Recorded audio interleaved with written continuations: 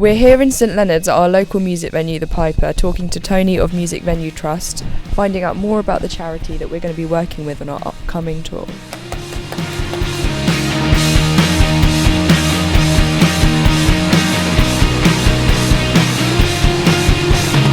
So what is your back...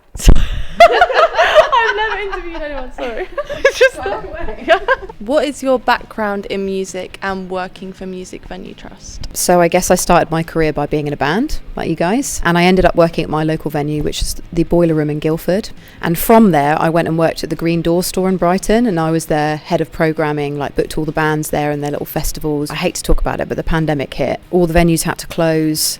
It was a really dark time, and Music Venue Trust reached out to me and offered me a job. I'm now their campaign and communications manager. So yeah, Music Venue Trust started in 2014, and it was all about protecting and securing grassroots music venues. So you mentioned the Green Door store in Brighton and the Boiler Room in Guildford. I want to know how those places shaped you, and are said venues still about today? I think it's really interesting to point out that I was brought up in Woking and it didn't have a grassroots music venue, because I think that really changed my development as a young person, which is why it's so cool that you guys have this great local here. I didn't really find a music venue until I started working at that one at the Boiler Room in Guildford. I met my husband there as well, and I met my best friend as well. There's 13 grassroots music venues in Brighton alone. A really, really amazing one that closed down was Sticky Mike's Frog Bar. When we sort of started playing in Brighton at the Green Door store, all the time, you were playing there every week in your other band. It's such a hub for the community of that. It was so exciting to go to Brighton. Obviously it's amazing in Hastings, and we're so lucky to have this place, which is now on the touring circuit and